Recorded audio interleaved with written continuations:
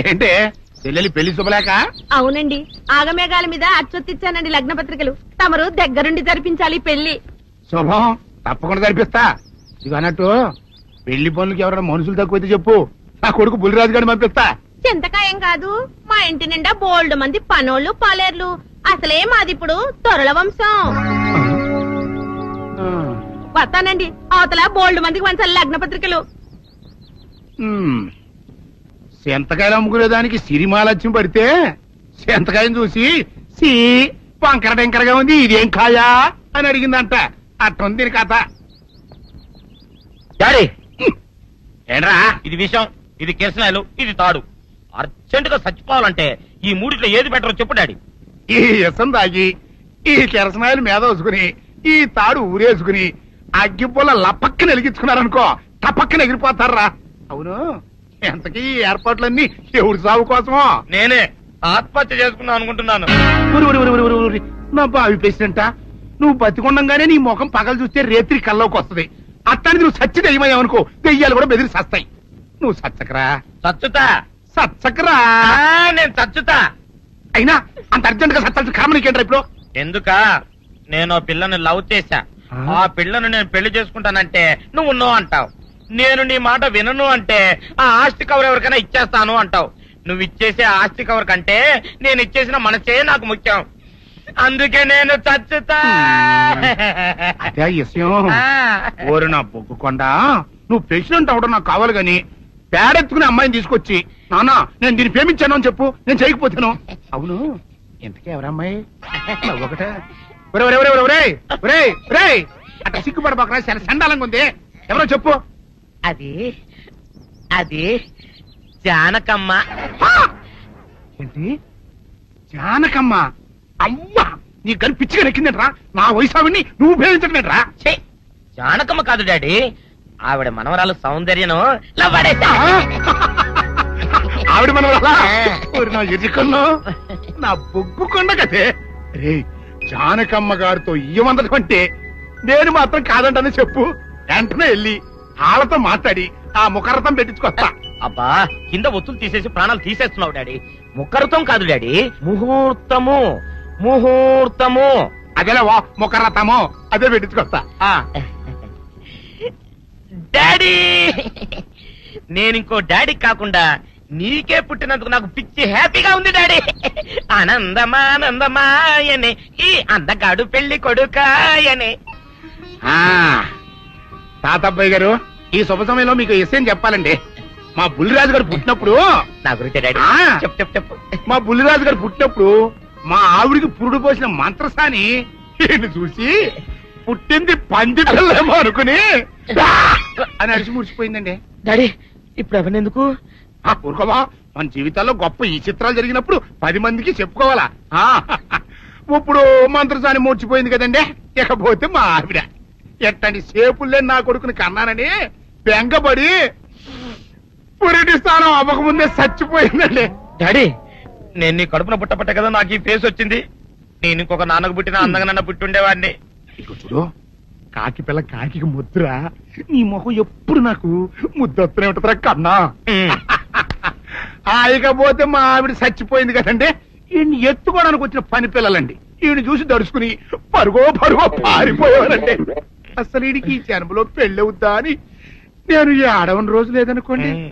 అట్లాంటిది మా బుల్లిరాజు గారికి మీ అమ్మాయితో పెళ్లి కుదరటం నిజంగా మా అదృష్టం కదండి. ఎంత మాట, మీలాంటి వారితో వీమంతరం మా అదృష్టం. చాలవరకండి, అంత మాట్లాడతారు. పొంతులు గారు మొకరథం పెట్టేయండి.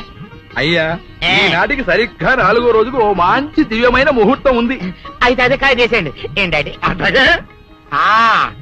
ఏమనే, మా ఓడికి పెళ్లి ఖాయమైతే మా నూరు దేవాలయంలో దేవుడికి అభిషేకం చేయిస్తానని మొక్కుకున్నానంటే ఆ అభిషేకం ఇలా జరిపిస్తున్నాను.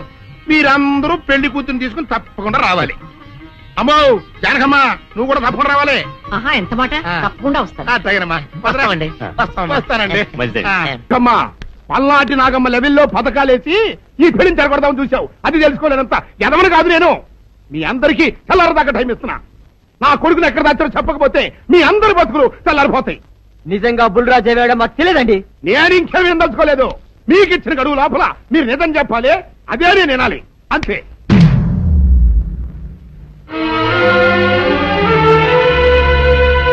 ఏయ్! గడువు దాటిపోయిందిరా, మిమ్మల్ని అందరినీ చంపేస్తా, నిజం చెప్పండి. బాబు గారు బుల్రాజు గారిని ఎవరో చంపేసి చెరువులో పడేసి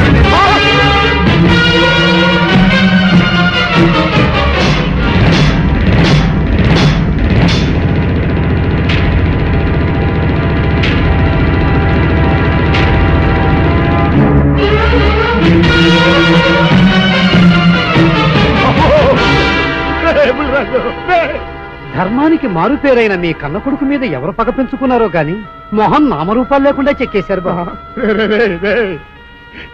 నిన్ను ఈ ఊరి ప్రెసిడెంట్ చేద్దాం కదా అని ఎన్ని కలలు కన్నారా, అప్పుడే నీకు నూరేళ్ళు నిండిపోయినాయిరా. బుల్రాజు వచ్చారండి గారు, రండి చూడండి, ఈ గోడను చూడండి. పెద్ద మనుషులు అనుకున్న వాళ్ళందరూ కలిసి పన్నాగం పన్ని నా బిడ్డను పొట్టను పెట్టుకున్నారండి. నా బిడ్డ సాగు కారణమైన వాళ్ళు ఎవ్వరూ బతికి బట్ట కట్టడానికి వెళ్ళలేదండి. ముఖ్యంగా ఈరోనండి, మీ ఆవేశాన్ని కాస్త తగ్గించుకోండి. అసలు మీ అబ్బాయిని ఇతనే చంపాడడానికి సాక్ష్యం ఏమిటి? ఆశ్చర్యం ఏంటండి, ఈడో పిల్లలు ప్రేమించాడంట, ఆ పిల్లనే మా అబ్బాయి పెళ్లి చేసుకోబోతుంటాను. వీళ్ళందరూ కలిసి ఆ పెళ్లిని ఆపుదాం చూశారండి. అది కుదరపోయేటప్పటికి ఈ ఘోరం తలపెట్టారండి. ఓకే ఓకే, మీరు ఆవేశపడకండి. ఆ విషయాలను చూసుకోవడానికి మేమున్నాం. Mister your under arrest. Constables అది తీసుకురండి. ఆగండి, ఈ హత్య చేసింది సీను కాదు, అతను కాదా? మరెవరు? నేను. జానకి, అవును వీరుడు, బుల్లిరాజుని నేనే చంపాను. నువ్వు చంపావా? నేనమ్మా. అవును, నా మనవరాలికి సీనుకి పెళ్లి చేయాలంటే వీళ్ళెవరూ ఒప్పుకోలేదు. చూస్తూ చూస్తూ వాళ్ళ ప్రేమని బలి చేయలేకపోయాను. బుల్లిరాజు దగ్గరికి వచ్చి వాళ్ళ పెళ్లికి సహకరించమని ఎంతో ప్రాధేయపడ్డాను. అతనందుకు ఒప్పుకోలేదు సరికదా. చాలా అసభ్యంగా ఒక్క రాత్రి సౌందర్య తనతో గడిపిన తర్వాత సీనుకిచ్చి పెళ్లి చేసుకోమన్నాడు. నాలో ఆవేశం పొంగింది. ఏం చేస్తున్నానో నాకే తెలియలేదు.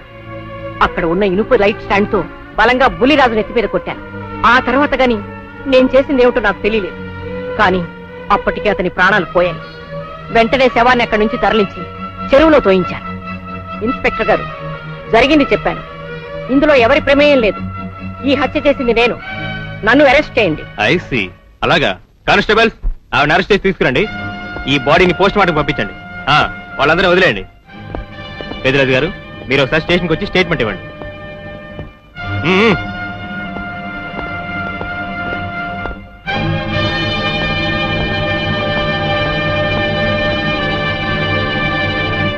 చెప్పు జానకి, ఏం చేయాలో చెప్పు. నా మెళ్ళో ఉరితాడు పడేలోగా నా మనవరాలి మెళ్ళో నీ మనవడు పసుపుతాడు కట్టాలి. అలాంటి మాట్లాడక జానకి, నేను భరించలేను. నీకేమీ కాదు, పట్నం వెళ్ళి మంచి లాయర్ని మాట్లాడతాను. ఎలాగైనా సరే నిన్ను బయటికి తీసుకొస్తాను. నువ్వు నన్ను కాపాడే ప్రయత్నం చేస్తే నీ మనవడు ఉరికంబం ఎక్కుతాడు. ఏమిటో అనేది? ఈ హత్య నేను చేయలేదు. మరి సౌందర్యని పెళ్లి చేసుకుంటే నిన్ను చంపేస్తానని బుల్లిరాజుని గుడిలో బెదిరించాడు కూడా సీను.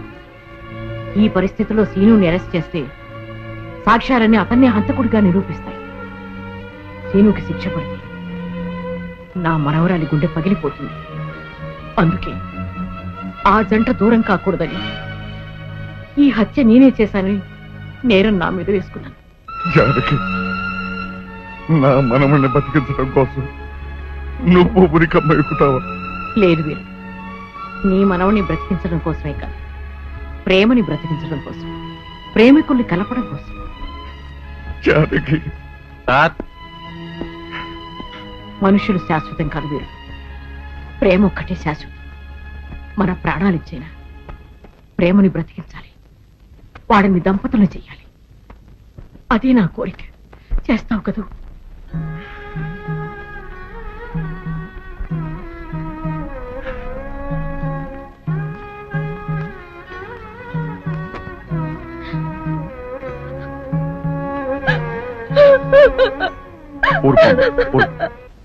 చెయ్యని నేరానికి జానకి శిక్షను పెంచడం నేను భరించలేదు. ఆమె చేసిన త్యాగానికి మన కుటుంబం మొత్తం తరతరాలుగా సేవ చేసిన ఆమె రుణం చేరు.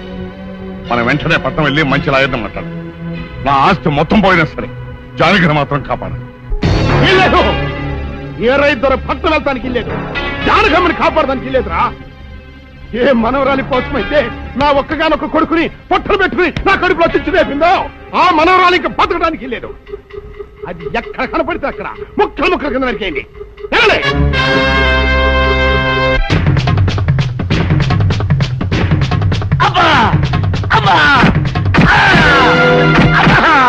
అభం శుభం తెలియని నా చెల్లిని పెళ్లి చేసుకుంటాను నమ్మించి మోసం చేస్తావా? నువ్వు వేరే పెళ్లి చేసుకుంటావు తెలిసి కూడా నీకు ఏ అపకారం తలపెట్టకుండా తన ఆత్మహత్య చేసుకోబోయిందిరా నా చెల్లెలు. అలాంటి మంచి పిల్లకి ద్రోహం చేయడాన్ని మనసల వచ్చిందిరా.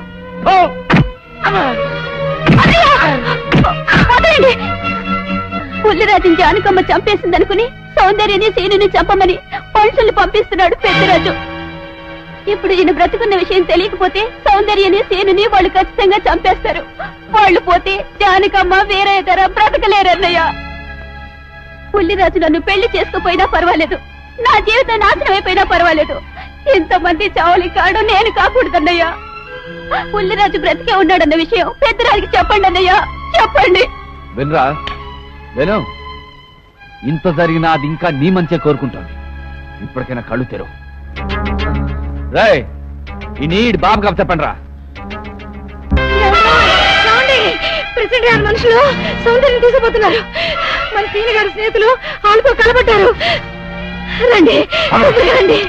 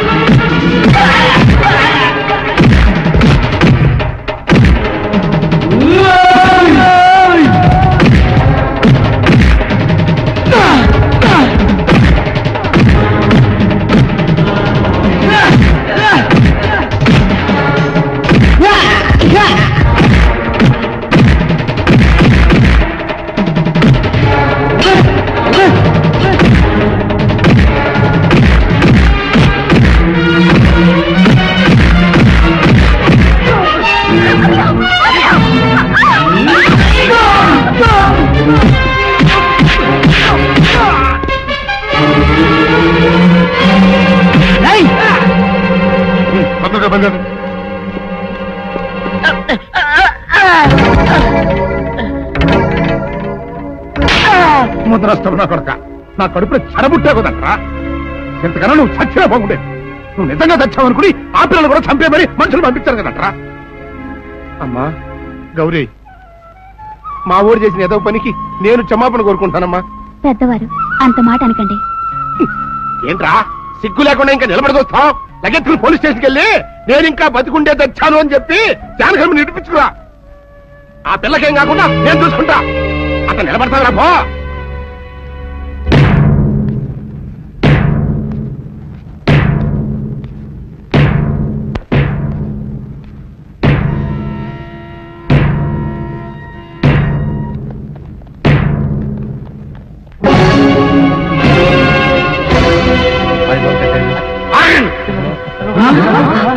అడుగు ముందుకు వేశారో తలకాయలు పుచ్చకాయలా ఎగిరిపోతాయి. బాబు మీరు ఇక్కడే ఉన్నాడు, వాళ్ళ అంతు చూస్తాను.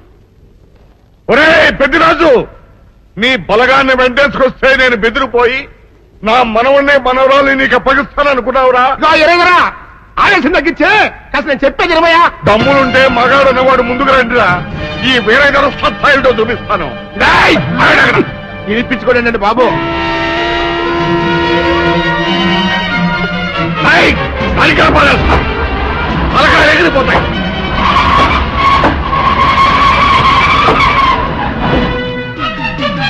నేను అమ్మాయి మీరు వెళ్ళకండి. ఎక్కడ మీరు వీళ్ళ సంగతి ఏం చూస్తాను? తాతయ్య మరి నువ్వు ఎక్కడే తాతయ్య పెద్దరాజు అలగా ఎగిరిపోతుంది. ఎక్కడెక్కడ వస్తున్నారు?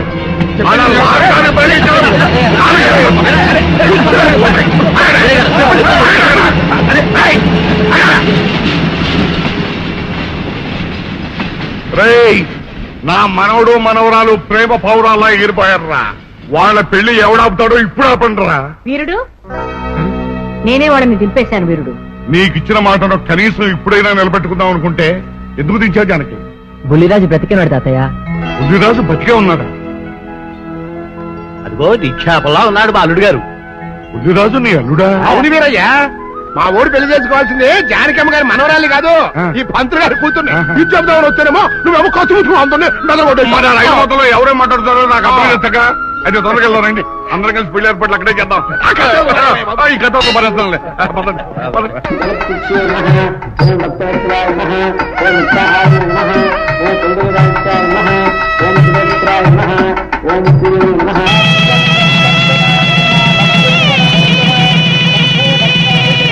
అంతా బాగానే ఉంది కనత్తయ్య. నాకు అంతు పట్టని విషయం ఒకటే, ఇంతకీ నువ్వు చంపింది ఎవరిని? మీ అత్తయ్య ఎవరిని చంపలేదు, అంతా ఉత్తుదే. మరి ఆ చెరువులో దొరికిన శవం? నేను చెప్తాను. కొత్తపల్లి నుంచి ఇప్పుడే మాకు రిపోర్ట్ అందింది. ఆ శవం ఆ ఊరు వాడిదేనట. పెళ్లి కొడుకు తరపు వాళ్ళకి పెళ్లి కూతురు తరపు వాళ్ళకి జరిగిన ఘర్షణలో అతను చంపేసి ఆ శవాన్ని మీ ఊరు చెరువులో పారేశారట. అది విషయం. ఏం కావాలి? మంచి నూనె ఉందా? కందిపప్పు, మినపప్పు, శనగపప్పు, పొట్టు మినపప్పు, సేమన పప్పులు ఉన్నాయి. మొదటి రకం బెల్లం కూడా ఉంది, చూపించమంటావా? నాకు కావాల్సింది మంచి నూనె. డాల్డా, నెయ్యి, వంట కూడా ఉంది. ఉందని చెప్తావే గానీ లేని సరికి లేదని చెప్పవా? లాక్యత్వం దాక్కుము మన్నోడితో అనకూడదు. అంటే తూకంలో తేడా వస్తుంది. కన్యకా పరమేశ్వరి కన్నెర చేస్తుంది. ఎవరే ఆవిడ? ఒకటే సనుగుడు. ఇదిగో ఈ ఆటకి ఇస్త్రీ అవుతా అట్ట పావుతూనే ఉంటావా? నీ గిట్టం అయితే సొక్కంగా ఇత్తురు చెయ్యి అంటావు, లేకపోతే గిట్ట పావుడు అంటావు. నీతో గొప్ప సిక్కుచ్చి పడిందే. చాలే నీ ఆశకాలు. అవతల సావుకారింట్లో నాయుడు గారింట్లో బట్టలు ఇయ్యాలి. అట్నా మరి సొక్క ఇత్తురు చేసుకుంటున్నా. అవును, ఈ సొక్క సావుకారిది కదూ? అవును, సావుకారు చంద్ర ఇదే. నువ్వేసుకుంటావా? ఆయన అరుస్తారయ్యో. ఉతుక్కేసిన బట్టలు ఒంటికి వేసుకోకుండా ఇచ్చేటోళ్ళు మానవులలో ఉన్నారా చెప్పు. పెద్ద చెప్పొచ్చోగలే పా. ఏదోలే లేట్ అయింది పదా. ఇదిగో నువ్వు వెళ్ళి నాయుడు గారి ఇంట్లో బట్టలు ఇచ్చేసిరా, నేను సావుకారు చంద్ర ఇంట్లో బట్టలు ఇచ్చేసి వస్తా. తొందరగా వచ్చేయ్. అక్కడ అమ్మగారి బట్టలు మాడతాడతా కుకోమక. నేనేం చేయనే, నన్ను చూడగానే చీరలన్నీ తీసి నా ముఖం మీద పడేసి మడతొట్టేసేయి అంటది. నువ్వు మాడతాడతా ఉంటే ఆ అమ్మ కందేల వరకు మడతెట్టించుకుంటానే ఉంటది. అట్టనే ఉంది. సరే సరే నువ్వు వెళ్ళు. తొందరగా వచ్చే. ఎవరు లేరే. ఇప్పుడే 4 సబ్బులు నొక్కెత్త పోరా. ఎవరన్నా చూస్తే సాగుకారే అనుకుంటారులే. అదే ఈ సొక్క వల్ల లాభం. దొంగతనం ఏమో. అయినా దొంగతనం ఎందుకు అవుద్ది? ఊళ్ళో వాళ్ళ బట్టలు ఉతుకడానికే కదా. కాదులే. ఏం చేస్తున్నా? బిల్ల, సబ్బు బిల్ల. నీకెప్పుడు సరుకులు గొడవే. నా గొడవ చూడు. చూడమంటుంటే సత్యం, సాహుకారుని కాదని చెప్తే సబ్బు బిల్ల మీద ఎందుకేసం అంటదో ఏమో. ఏంటి అలా చూస్తూ నిలబడ్డావు? పెట్టు. నెక్లెస్. నేనా? అవును, అందటం లేదు. సరిగ్గా పెట్టు. ఊడకుండా పెట్టవయ్యా. అట్టాగే.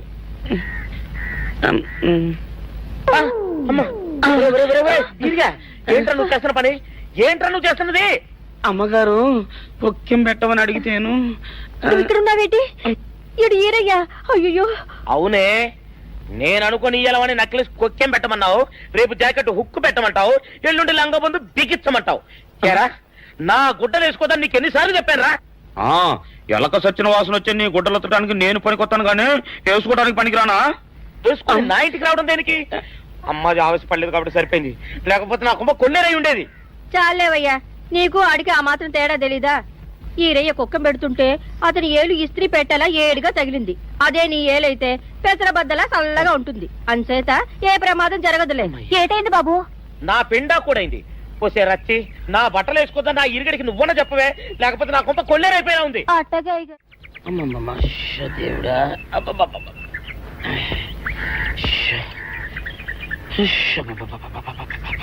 వచ్చావా?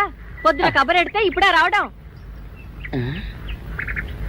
ఇదిగో, గుడ్డలు బాగా ఉతుకు. నీ ఉతుకు మునుపులా ఉండటం లేదు. గుడ్డ తిరిగిపోతుందే గాని మెరుపు రావటం లేదు. ఓసి నీ అమ్మ కడుపు కాలా, నేను సాకలేరని కాదే నీ ముగ్గుణ్ణి. అయ్యో, సొక్కా లేకుండా మొహంతా జిడ్డు గారుతూ దరిద్రంగా ఉంటేను సాకలు ఈరయ్య అనుకున్నాలే. అనుకుంటావే అనుకుంటావు, ఇలా అనుకుని ఎప్పుడో నా గుంపలు అట్టుకుని ముచ్చేస్తావు. అసలు నాకు తెలియక అడుగుతాను, నువ్వు ఈరయ్య ఒకేలా ఎలా ఉన్నారయ్యా? ఓసి నీ అమ్మ కడుపు కాలా, అదో పెద్ద చరిత్ర లేవే. చరిత్ర ఏంటది? ఈరిగడమ్మ మా ఇంట్లో బట్టలు ఉతికేది. ఉతికితే మా నాన్న జరి పంచలో ఆ ఈరిగడమే ఇస్త్రీ చేసేది. చేస్తే చేస్తే ఇంకేమో తెప్పించమా. మా నాన్న గొప్ప రసికుళ్ళే. అయితే అయితేంటి, ఆ తర్వాత జనక్ పాయలు బాధే. అప్పుడే నా పోనానికి ఈరిగడు పుట్టాడు. ఈరుగాడు పుట్టడానికి జనక్ జనక్ పాయల్ బాజాకి సంబంధం ఏంటంట? నీకు అర్థమయ్యేలా ఎలా చెప్పాలో నాకు అర్థం కావట్లేదు. సరే వెళ్ళి మధ్యలో పెట్టరాబా. తీసుకొస్తాలే, ఏది అర్థమయ్యేలా చెప్పవు చెయ్యవు. చెప్తా.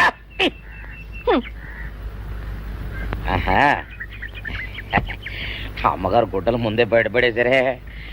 2 చీరలు, 2 ఇదిగో మంచినీళ్ళు. అయ్యో, ఏమిటి తాయిత కట్టావు? అయ్యో, ఏమైందయ్యా? ఏమైంది?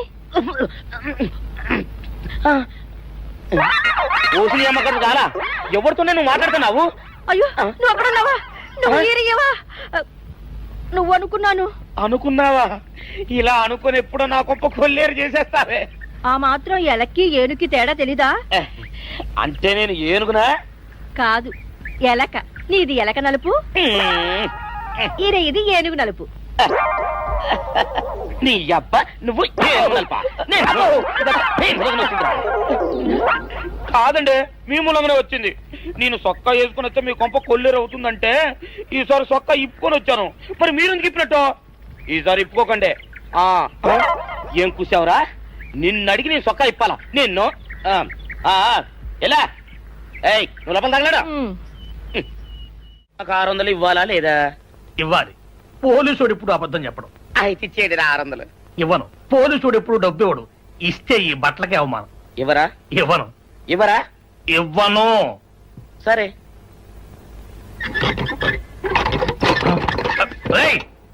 షౌకర్ తలుపుది. ఒరే, నేను బయటకు వస్తే గొల్లైపోతావు. తలుపుదియా?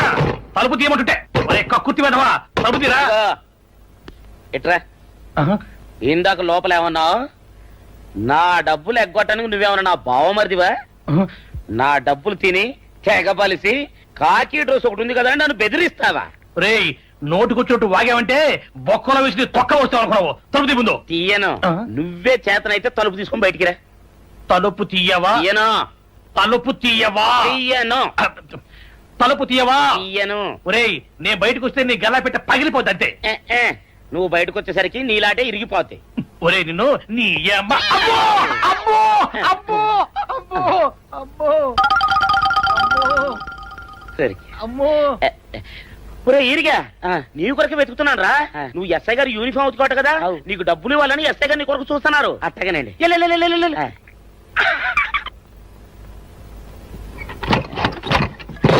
అయ్యగారు, పందిరా కొడక, డబ్బులు కావాలా?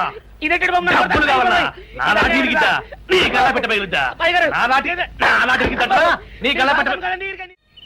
అమ్మా, అసలు నిన్ను సావుకారు అనుకోవడం ఏంటి? ఆ పోలీస్ అయి నిన్ను కొట్టడం ఏంటి? నాకేం అర్థం కావట్లేదయ్యా. ఏమో లేవే, అంత నా తలరాత. ఆ సావుకారు నువ్వు జత పంచెల్లాగుంటారు ఏంటి ఈ చిత్రం? చెప్తే బాగుండదు లేవే, అసహ్యంగా ఉంటది. అబ్బా చెప్పవయ్యా, ఆ రహస్యం ఏదో నా గుండెలో దాచుకుంటాగా. మరేం లేదే, చాలా కాలం మా అయ్య ఆ సౌకర్యం మట్లు ఉతికేవాడు. అయితే ఇక చంద్రయ్య తల్లి సాగురేవు బాన్లాగా నిండుగా ఉండేదే.